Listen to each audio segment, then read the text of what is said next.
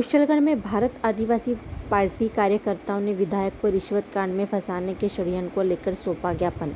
भारत आदिवासी party के पदाधिकारी कार्यकर्ताओं ने कुशलगढ़ उपखंड अधिकारी डॉक्टर मनोज खेमादा को राजस्थान राज्यपाल के नाम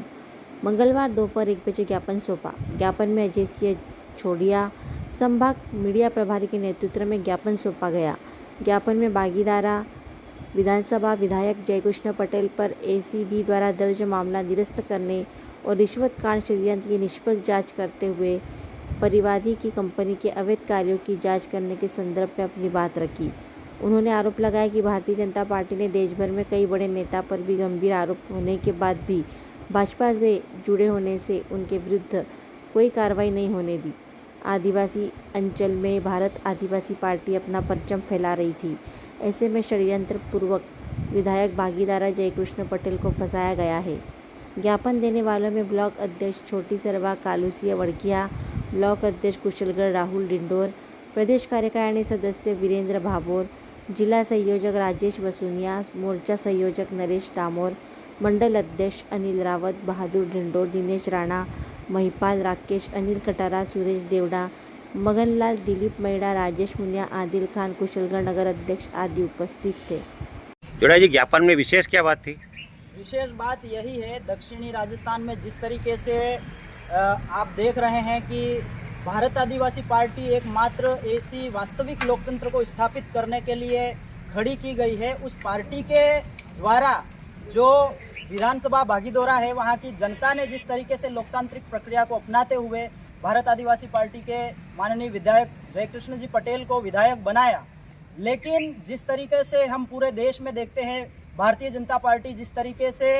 विरोधी पार्टियों की सरकार जहां जहां है वहां पर उनकी सरकार को गिरा करके जिस तरीके से खुले तौर पे लोकतंत्र की हत्या कर रही, वही कोशिश यहां पर दक्षिण राजस्थान में भी की जा रही है। हम जानते हैं कि हम देख रहे हैं कि भारत आदिवासी पार्टी के विधायक जिस तरीके से विधानसभा में डंके की चोट अपने सवाल उठा रहे हैं, वही चीज़ भारत आदिवासी पार्टी का जो मूल मकसद है, जल जंगल जमीन और पर्यावरण और प्रकृति की रक्षा करना, उसको लेकर के पूर्वी राजस्थान में जिस तरीके से खदानें अवैध तरीके से चलाई जा रही है, वहाँ पर बड़े बड़े खनन माफियाओं ने बड़ी बड़ी चीज़ों को लीज पे ले रखा है और वहाँ पर पशु पक्षियों को कैद करके रखा है। ऐसी चीज़ों को जब विधानसभा पटल पे रखा जा रहा है तो उनको कहीं न कहीं डराने के मकसद से या कोई लालच दे करके उनको बाहर करने की कोशिश की जा रही है, जिसमें जयकृष्ण जी पटेल को बहुत हाई लेवल के एक कॉन्स्पिरेसी रच करके उनको फंसाने की साजिश की जा रही है। लेकिन यहाँ पर लगातार जनता जानती है कि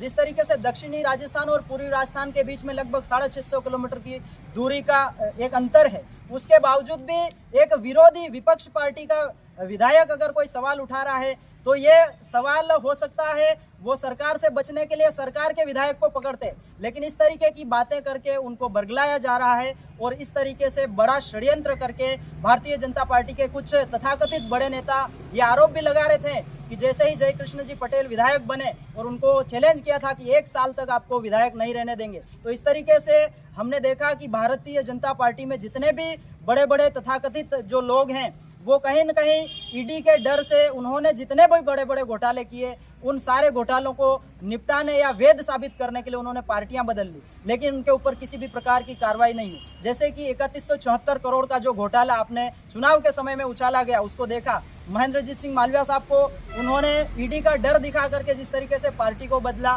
ठीक वैसे हम देखते पूंजीलाल गायरी के नाम से जो हैंडपंप का बहुत बड़ा घोटाला है, टैक्स चोरी का घोटाला, ऐसे ऐसे कई घोटाले, और इसके ऊपर कार्रवाई करने वाली सीवीसी है,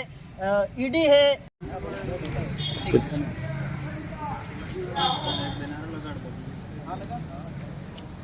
जय जोहार का नारा है, भारत देश हमारा है। जय जोहार का नारा है, भारत देश हमारा है। लड़ेंगे जीतेंगे, लड़ेंगे जीतेंगे। भारत आदिवासी पार्टी जिंदाबाद जिंदाबाद, भारत आदिवासी पार्टी जिंदाबाद जिंदाबाद। संस्थान है, इनका सीधे तौर पर बीजेपी दुरुपयोग करके इनको एस्कॉर्ट कर रही है, सरकार को एस्कॉर्ट कर रही है। इसलिए आपके माध्यम से हम कहना चाहते हैं कि आज जो पढ़ी लिखी युवा पीढ़ी है वो जानती है जिस तरीके से इन्होंने गलत आरोप के तहत विधायक को फंसाने की साजिश की है, वो निश्चित रूप से माननीय न्यायालय भी अपने सबूत प्रस्तुत करके इसको साबित करेंगे कि वास्तव में सही क्या है, गलत क्या। हमारा भी एक ही सवाल है कि अगर इस तरीके का ट्रैप किया गया है तो लंबे समय से जो बातचीत हो रही थी मोबाइल फ़ोन से, जो परिवादी है उनकी लंबे समय की जितनी भी कॉल डिटेल है, जितने भी बड़े बड़े नेताओं से उनका संपर्क हुआ है, वो सारी कॉल डिटेल निकाली जाए और निष्पक्ष रूप से एसीबी कार्रवाई करे, तब तो हम भी कहेंगे कि एसीबी ने सही कार्रवाई की है। आने वाले समय में इसका मुंह तोड़ जवाब जनता देगी।